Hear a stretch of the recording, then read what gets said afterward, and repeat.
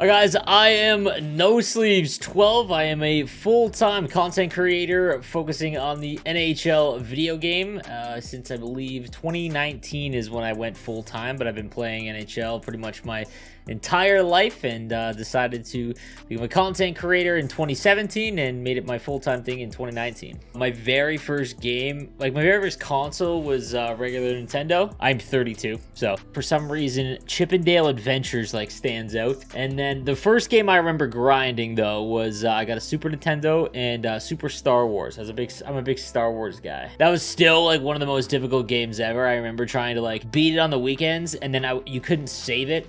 So you had to leave your console on. My mom would always clean my room when I go to school, and she'd shut off my console. I'd turn the TV off. I think one of the like a big like memory I have in gaming is like, again, being like 7 or 8 years old, trying to beat Metal Gear Solid. That's my favorite game series of all time, and I remember trying to beat that when we were just way too young. Didn't understand the story of it at all. It's very political. It's like you have no idea, but it was super cool, and it's still like one of the best games. And I remember trying to beat that. This is before the internet era. And then Pokemon. I was 7 when Pokemon came out, so like it's always, I still play Pokemon. Like I was just playing like the newest over the Switch like 2 days ago. Like, so that's always been a big game for me. But yeah, pretty much my whole life now, I guess. I played Destiny when it came out for PlayStation 4. I remember being like, this is gonna be like one of the best games ever. I was just on the Destiny Reddit, and I remember there was a link for like two guys, Professor Broman and King Gathalion. They were like streaming Vault of Glass, which was like the first raid in there, and they were just having fun. I'm like, man, I could do this. Like that would be like, that looks like fun. Over like playing Destiny 1, I was always like, yeah, eventually I'll start streaming. And then I think in like 2016, I built a PC. This is back when Destiny had like, you know, 100,000 viewers in the directory, so it was impossible to grow at that stage. But yeah, like it went well, and then I realized that I wanted to be a variety streamer at some point in my life, and I knew the only way to do that is to just, I did my research. You got to pick a game and you got to stick to it. I loved NHL. I played it every year. I was pretty good at it, so I made a YouTube channel, and on January 1st 2017, that was when I really started. And yeah, it took me a couple years, and I got to the top of the directory, and you know, my YouTube channel popped off, and here we are. Well, my goal was always to just to grow on Twitch, and I did a ton. Like all I would do for like months prior to leading up this is like how to grow on Twitch and whatnot. And the same thing, no matter how many people I watched, it'd be Harris Heller. It was like, you need to have a YouTube channel, and I was like, okay, it seems counterproductive to put my time into YouTube and not stream, but sure, okay. So for a year, I made one video every Sunday. I worked a full-time job. I was engaged. My first year, I think I got like 4,000 YouTube subs. I was pretty proud of that in my first year, and then it got to the point where I would go to work, and I didn't mind my job. I really liked it, to be honest with you. It was a good job, made decent money. It got to the point where like I was like, I hated not doing what I felt like I was supposed to be doing. So my wife gave me 2 years. If at the end of it doesn't work out, all right, you know, all we've lost is time. It's not like I can't go find, there's always those jobs out there that you can go and work 9 to 5 or whatever. Those are plentiful. You're gonna regret, I knew I'd regret it if I didn't give it a full shot. That being said, I knew that I needed to have lots of like revenue streams and things like that. So I competed in an event in like 2018, like late 2018,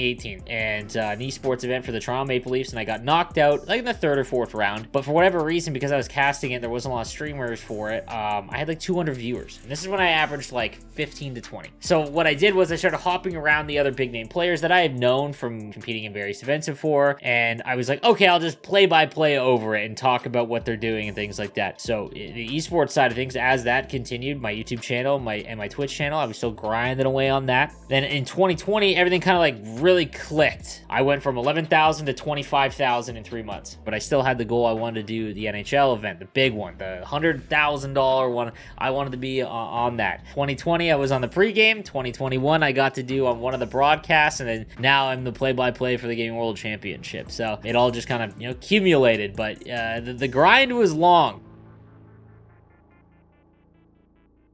Back when they were set to destroy, Charlie's a big fan of the NHL and hockey. A couple of my friends that I met in the community were a part of it, and they talked very highly of it. They represented a couple players that compete in the Gamer World Championship. So like Junior Pens and Padre and a couple guys that, like, again, I've been friends with for quite some time.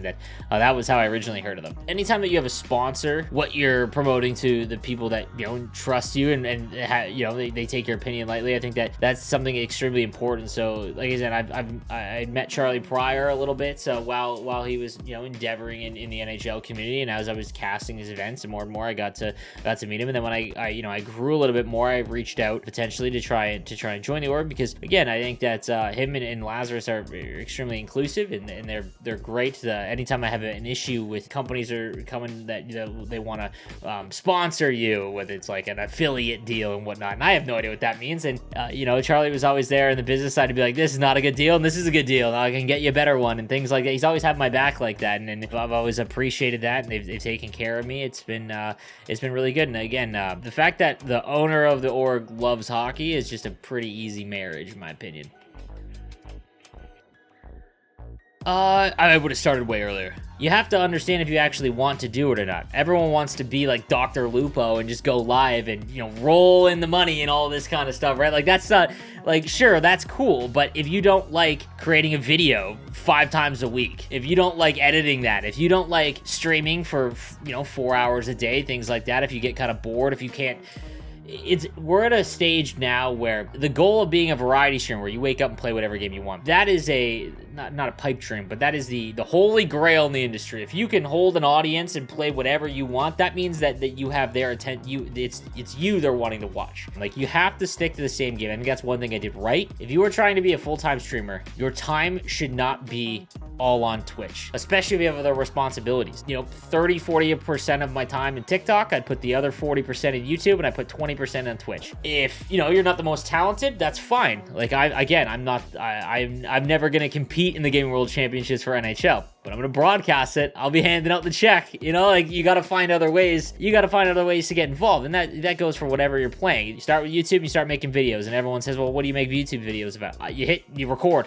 figure it out. My day-to-day now is like 8 hours of trying to create content, and there's days where I don't want to do that, right? So it's not like you just go live and you have 250 viewers. That's tough and takes a long time.